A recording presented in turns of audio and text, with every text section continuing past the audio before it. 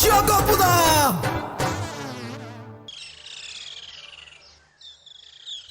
আসছে আসছে আসছে মনে হয়। হ্যাঁ হ্যাঁ আসছে। এই এসে পড়েছে পড়েছে। হ্যাঁ হ্যাঁ এই তো আমরা চলে এসেছি গোপুদা। দিলি তো, ওরে দিলি তো সব নষ্ট করে। আমরা আবার কি নষ্ট করলাম গোপুদা? কবিতা কবিতা ভারী সুন্দর একটা কবিতার ভাব এসেছিল রে, তোরা এসে সেই ভাবটা নষ্ট করে দিলি হতচ্ছাড়া গার্গেন্ডিভোরাসের দল।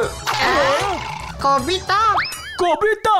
তুমি কবিতাও লিখতে পারো? কবিতা? আরে পারি মানে, কবিতাই তো আমাদের সব রে। গোপুদা কবিতাই আমারে প্রাণ, কবিতাই আমারে মন, মন করে চান, লাগলে পরে টান, ভেঙে হয় খান খান। জিও গোপুদা জিও। গোপুদা গো, তুমি কি জিনিস গুরু, সত্যি তোমার কোনো জবাব নেই। কিন্তু একটা জিনিস বুঝতে পারলাম না গোপুদা। বলে ফেল, কি বুঝতে পারিস নি ঘন্টু? ওই যে তুমি বললে কবিতাই তোমার প্রাণ, কবিতার জন্যই তোমার মন আনচান করে। তাতে কি তোর কোনো সন্দেহ আছে? ইয়ে মানে না, ওই তুমি শেষ দুটো লাইনে যেটা বললে, ওই লাগলে পরে টান, ভেঙে হয় খান খান। ওরে গর্ধবের ঘিলুওয়ালা গার্গেন্ডিভোরাস, কবিতা তো সহজ জিনিস না রে, সকলের আসে না। লাগলে পারে টান, ভেঙে হয় খান খান, এসবই কবির কল্পনা রে। কবি কি কল্পনা করিয়াছেন গোপুদা? এই স্থলে কবি বলিয়াছেন, কবিতা হইল এমন একটি টান টান বস্তু যে একবার মনে কবিতার টান লাগিলেই কবি হাতের সামনে যাহা পাইবে তাহাই ভাঙিয়া খান খান করিয়া ফেলিতে পারে, কেউ রুখিতে পারিবে না। জিও গোপুদা জিও। সারা বিশ্বের ৭০,০০০ স্কুলের ৭০ লক্ষ ছাত্র ছাত্রী রোজ নিয়ম করিয়া আমার কবিতা পাঠ্য করে। কিন্তু আমাদের দেশে এখনো একখানাও ছাপানো হলো না। এই তো এবার থেকে হবে। বাইরের দেশগুলো বুঝলি আগে রিকোয়েস্ট করেছিল, তাই ওদের জন্য আগে বই লিখেছি। এবার এখানেও মানে তোদের জন্য, মানে স্বদেশবাসীর জন্য লিখিব। তুমি কি বাংলাতেই সব কবিতা লেখো গোপুদা? ঘন্টু, তুই এই লেভেলের পচা গার্গেন্ডিভোরাস সেটা তো জানতাম না। আমি যখন যে দেশে ছিলুম তখন সে দেশের ভাষাতেই কবিতা লিখেছি। এই ধর, অ্যালকেমেন্টিয়ায় যখন ছিলুম তখন অ্যালকেমেন্টিয়ান ভাষায় লিখেছি, আবার ফুরোফিজোমিয়ায় যখন ছিলুম তখন ফুরোফিজোমিয়ান ভাষায় লিখেছি। জিও গোপুদা। দ্রুমু দ্রুমু দ্রুম দ্রাম দা চুরুমুক দ্রিয়েট ক্রাচা দ্রুম ট্রাকে দ্রুম নাক ড্রাকিয়ে দ্রে ঘুম। জিও গোপুদা। এটা না দ্রামচিক ভাষায় লিখেছিল বুঝলি। দ্রামচিক দ্বীপের রাজা আমাকে এর জন্য কবি দ্রামোদর শেঠরা উপাধিতে ভূষিত করিয়াছিলেন রে। জিও গোপুদা জিও। কবিতা বড়ই বিরল জিনিস রে, সকলের আসে না। বুঝলা গিন্নি, দেশের অবস্থা খুবই খারাপ। জিনিসপত্রের দাম যে হারে বাড়তাছে, এরপর তো শুধু জল খাইয়া থাকতেই বউ। জলি জলি জল করে টালো মল, নদীতে চল নদীতে চল, ভরিতে জল ভরিতে জল, প্রাণ করে ছল ছল, আহা প্রাণ করে ছল ছল। গিন্নি, আবার কি নতুন ভরম ধরছে দাও? এমনিতেই জিনিসপত্রের দাম আকাশ ছুঁইছে, হে মাথা ঠিক নাই। ওই আমার চোখের সামনে থেকে ওরা দূর কইরা দাও কয়ে দিতাছি। ই বাবা, মেসমশাই বিশ্ব সৌরজাগতিক কবি শ্রীমান গোপেন বারিকের এত বড় অপমান সহিব না আমি, সহিব না আমি, থাকিব না আমি আর এই ঘরে। তখন বুঝিবেন ১০০ টাকার নোট হারাইলেই শরীরটা কেমন কারকার করে কারকার করে কারকার করে। দেখছো গিন্নি, একখান টাকা ভাড়া দেওয়ার নাম নাই, তার উপর ওই ব্যাধটার এমন রকম সকম আর কয়দিন সহ্য করুম আমি কইতে পারো? তুমি এমন করে বলো না তো। ধর তাহলে, চল চল চল চল চল চল যেখানে সেখানে এগিয়ে চল সামনে পেছনে ডাইনে বাই থামবি না শুধু এগিয়ে চল চল চল চল চল চল চল আজকের মতো আমাদের ক্লাবীয় সঙ্গীত গাওয়া কমপ্লিট হলো। হ্যাঁ হ্যাঁ, এবার বলো গপুদা, ক্লাবের মিটিং এ আজ কি নিয়ে আমরা আলোচনা করব? আরে কোনো আলোচনা হইবে না কবি এখন শুধুই ভাবিবেন আর লিখিবেন, হাজার হাজার কবিতা রচনা করিবে। এ বাবা, তুমি আবার এসব কি বলছো? হঠাৎ এরকম উদ্ভট ভাষায় কেন কথা বলছো গপুদা? ওরে হোগলা বনের ছাগলা গ্যারগেন্ডি ভোদাসের দলপতি ঘন্টু, ইহা হইল সন্ন্যাসী ভাষা। কবিরা এমন সন্ন্যাসী ভাষাতেই কথা বলিয়া থাকেন। জিও গপুদা জিও। আমরা তো সাধু ভাষা হয়ে জানি, সন্ন্যাসী ভাষা হয় শুনিনি তো গপুদা। ওরে আনকমন গ্যারগেন্ডি ভোদাস, সাধু ভাষা তো সবাই জানে রে। আমি তোদের এই গপুরাই এই সৌর জগতে প্রথম সন্ন্যাসী ভাষার প্রচলন করেছিলুম, সেটাও জানিস না দেখছি। জিও গপুদা জিও। গপুদা, তাহলে এখন তুমি শুধুই কবিতা লিখবে? হ অহ অহ মানে হ হ মানে হ্যাঁ মানে ইয়েস, আমি ঠিক করিয়াছি, একখানি মহাকাব্য রচনা করিব। হ্যাঁ রে হ্যাঁ, রামায়ণ মহাভারতের মতো? এ কে রে পটলা? কেন, আমি ভুল কি বললাম? রামায়ণ মহাভারতকেই তো মহাকাব্য বলে। ওরে পচা পুকুরের গারকেন্ডি ফরাস, আমি যে মহাকাব্যটি লিখিতে চলিতেছি তাহা চাই যে রামায়ণ মহাভারতের 3 ডবল হইবে। হ্যাঁ রে, 10 লক্ষ পৃষ্ঠা থাকিবে আমার মহাকাব্যে। আমার মতন মহান বিশ্ব সৌর জাগতিক কবিরা শুধু লিখিয়াই যাইবে, পাতারে পরে পাতা, শুধু কবিতা শুধু কবিতা শুধু কবিতা। দু একটা ছবি দেবে না গপুদা? চুপ কর ঘন্টু, আগে লিখি তারপর ছবির কথা ভাবিব। তা তুমি কি নিয়ে মহাকাব্য লিখবা গপুদা? আমাকে তো বোকা কবি ভাবিসনি, ফাঁস করে বলে দি আর সবাই আগে থেকে জেনে যাক। না না নো নো, আরে তাই আমি আজকেই তোদের ছাড়িয়া চলিয়া যাইব বলিয়া ঠিক করিয়াছি। কোথায়? কোথায়? তুমি কোথায় চলে যাবে গপুদা? রেল লাইনের ধারে যে ভাঙা মন্দিরটি আছে সেই স্থানে।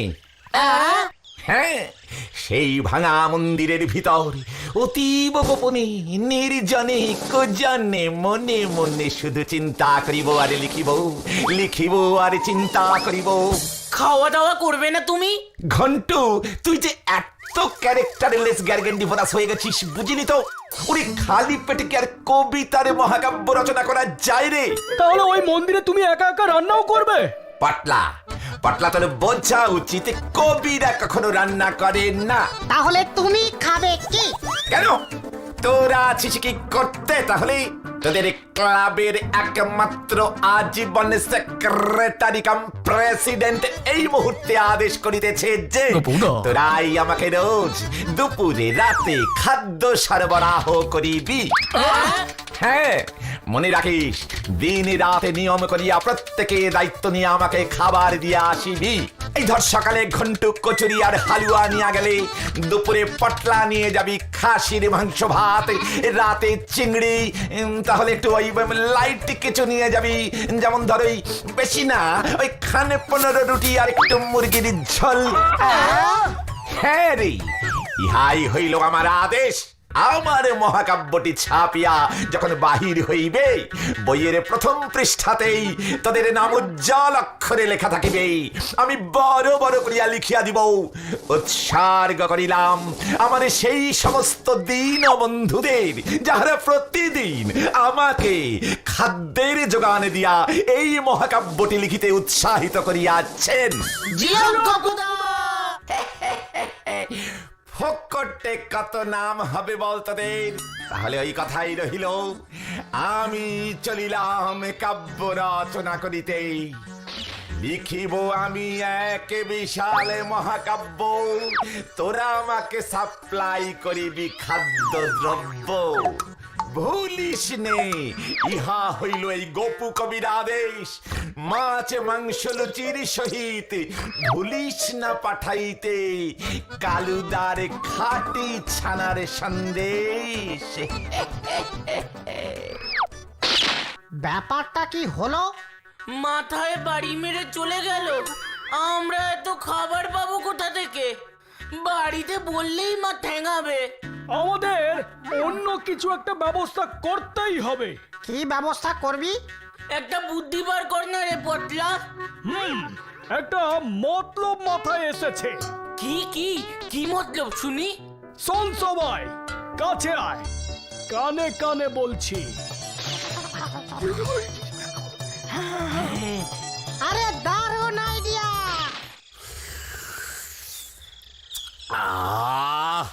মেসমশাই, মেসমশাই, চা খাচ্ছেন বুঝি? না, চাটনি টেস্ট করতেছি। কি মতলব এই ভর সন্ধ্যাবেলায় তো শুনি? ইয়ে মানে ভেরি ইন্টারেস্টিং ফুলি পবিত্র মতলব। মানে বলছিলাম আপনার পায়ের শ্রীচরণে ধুলো নিতে এসেছিলাম, দয়া করে একটু লেগ ডাস্ট দিন, মাথায় ভালো করে তেলের সঙ্গে মিশিয়ে মেখে তারপর যাব। ও, তার মানে অবশেষে বাড়ি ছাইরা যাইবা বইলে ঠিক করছো। যাক যাক যাক, একদিনে ঝামেলা বিদায় হইল তবে। তাৎক্ষণিক মানে তাৎক্ষণিক টুকু বিদায়। আবার ফাইজলামি? এই না না না না না না, মানে বলছিলাম কি মেসমশাই, আমি সাহিত্য কামে কবিতা রচনা করিতে এক নির্জন প্রান্তরে চলিয়া যাইতেছি। রচনা শেষ হইলেই আবার বাড়ির ছেলে বাড়ি ফিরিয়া আসিব। তাই বুঝি? নতুন বরং ওই দূর হয় দিকা। দূর দূর দূর, রাতের বেলা কেন থাকে না দূর? আমার মাথার থেকে তেলের গন্ধ বেড়াইতেছে ভুর ভুর, করিয়া দিয়া সব চুর চুর। চানাচুর খাইতে খাইতে কুর কুর, চলিয়া যাইতেছি বহু দূর। চুপ কর, চুপ কর কইতাছি, চুপ কর। বাহ বাহ বাহ, কবির কি কল্পনা! চলিলাম মেসমশাই স্টেশনের ধারে, ওই ভাঙা মন্দিরে নিজের ঢাকিয়ে চাদরি। জানি না কি খাবরে, তবু আমি লিখিব কবিতারে। জারি জারি উড়ি জারি যা। তুই যাইবি নাকি এবার আমি পুলিশ ডাকুম? এ বাবা, মেসমশাই, বিপদে মাথা ঠান্ডা রাখতে হয়, তা না হলে পিছিয়ে পড়তে হয়, জানেন না? চিন্তা করবেন না মেসমশাই, আমি যখন আমার এই মহান বিগ সাইজের মহাকাব্যখানি শেষ করিব, দেখিবেন চারিদিকে কেমন হইচই রই রই পড়িয়া যায়। তাই বুঝি? হ্যাঁ মেসমশাই, আপনি যখন থলে নিয়ে বাজারে মাছ কিনবেন, তখন মাছওয়ালা দেখবেন আনন্দ চিত্তে বলিয়া উঠিবেন, আপনি মহাবিশ্ব সৌর জাগতিক কবি শ্রীমান গোপুর মেসমশাই বুঝি। এই নিন, একটা মাছের সঙ্গে দুটো মাথা ফ্রি। মরকট উজবুক। রাগ করবেন না, রাগ করবেন না মেসমশাই, কবির কল্পনা তো এঁকে বেঁকে একেবারে মাছ বাজারে চলে গেছে। মহাকাব্য রচনা বলে কথা, তাই ভাবলুম আমার একমাত্র মহাগুরুজন আমার মেসমশাইয়ের আশীর্বাদ ধুলিকণা সঙ্গে রাখি। ওই মন্দিরে তোরে যেন ভূতে ধরে। ভূতদের নিয়ে আমি অনেক বছর আগে একটা ভৌতিক মহাকাব্য রচনা করেছিলাম মেসোমশাই। তারপরে তো ভূতেদের সমাজে আমার বেশ নাম ডাক হয়ে গেছে, প্রচন্ড একটা নাম ডাক। অলরেডি ওরা আমাকে ভূতরত্ন, ভূতশ্রী উপাধিতে ভূষিত করে ফেলেছে। গিন্নি, আমি আসছি। চালটা ঠিক দিলুম কিনা? ওই মন্দিরে যদি সত্যি সত্যি ভূত থাকে, ফকটে ভালো মন্দ খেতে গিয়ে আবার আমি নিজেই ভূতের ভোগে হয়ে না যাই। গদাইরা যদি রাতের খাবারে না দিয়ে যায় তখন কি হবে? এখন মনে হচ্ছে একটু বেশি রিস্কিং কাজ করে ফেলেছি। জানি না কি আছে কপালে। জয় গুরু, জয় গুরু, জয় গুরু, জয় জয় গুরু, জয় গুরু, জয় গুরু, জয়।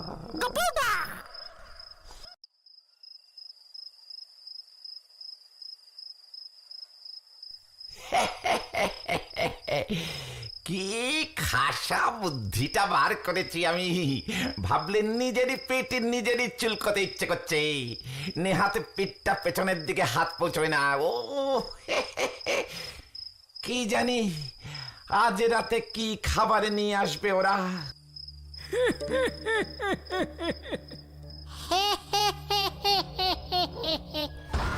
বাবা গপু, আয় আয় আয় আয়, কে কে কে কে কে কে কে ভো ভো ভো। এই চুপ কর। তোর এত বড় সাহস, আমাদের ঘর দখল করেছিস? মানে এই ঘরে আপনারা থাকতেন আমি জানতাম না। মানে আমি তো গপু, মানে কবি, মানে কবিতা লিখতে এসেছিল। কি কবিতা? বাবা বাবা বাবা, আমি যখন তোর মতো মানুষ ছিলাম তখন আমিও কবিতা লিখতাম রে। তোকে তো তাহলে ছাড়া চলবে না। কি কেস খেলাম রে, আমায় ছেড়ে দিন। মানে আপনিও কবি আমিও কবি, মানে ভূত কবি মানুষ কবিকে এবারের মতন ছেড়ে দিন।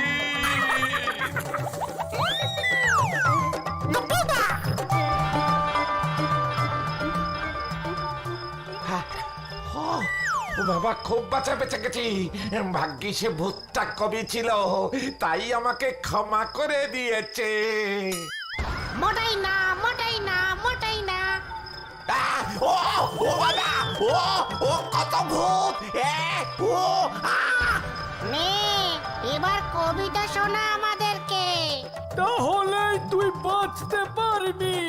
ওরে বাবা, কি ঝামেলা মে পড়িয়া রে। ভূতকে কবিতা শোনাতে হবে এবার। আই চুপ কর, চুপ কর, কাঁদবি না একদম। ও ও ওরে বাবা, ওরে বাবা রে, কি কেস খেলুম রে। এই কবিতা বল, কবিতা বল, শুরু কর। করছি করছি করছি, এই তো করছি। কি বলি কি বলি? ওই শুরু কর, নয়তো ঘাড় মটকাবো। হে ও ও বাবা, করছি করছি করছি। ভূতে ঘাড়ে মাটে কায়, আমার পিন্ডি চাটে কায়, প্রাণ যে আমার যায় যায়, কি হলো হায় হায় হায় হায়। খুব বাজে কবিতা, খুব বাজে কবিতা। ভালো কবিতা চাই। হ্যাঁ, গান চাই, নাচ চাই। কি ওরে বাবা, ও বাবা, এই নাচ গান করতে হবে নাকি? হাও মাও খাও, নয়তো এক্ষুনি তোর ঘাড় মটকাবো। ও বাবা, এই আমি আর কবিতা লিখবো না রে ভাই। এ কি ও আমাদের ভাই বলছে, এত বড় সাহস! ভালো নাচ না দেখালে আর রেহাই নেই তোর। শুরু কর, শুরু কর। এই করছি করছি করছি করছি করছি। ও বাবা, ও বাবা, চাকর ঢিঙ্কু চাকর ঢিঙ্কু চাকর ঢিঙ্কু চাকর ঢিঙ্কু চাকর ঢিঙ্কু চাকর, বৃষ্টি পড়ে টাপুর টুপুর, সঙ্গে আছে কে, সঙ্গে আছে কে, ওরে সঙ্গে আছে কে, আগে আগে। সঙ্গে আছে হুলো বেড়াল কোমর বেঁধেছে, ঢিঙ্কু চাকর ঢিঙ্কু চাকর ঢিঙ্কু চাকর ঢিঙ্কু চাকর ঢিঙ্কু চাকর ঢিঙ্কু চাকর ঢিঙ্কু চাকর। জিও গোপুদা। গোপুদা! তাহলে গোপুদা, তুমি আর কবিতা লিখবে না? না রে ভাই, কাল রাতে স্বপ্নে স্বয়ং মুনি এসে অনেক রিকোয়েস্ট করলেন বুঝলি, বললেন ভাই গপু তুমি আর মহাকাব্য লিখো না। তৎক্ষণাৎ আমি বাড়ি ফিরে এলুম রে ভাইটি। জিও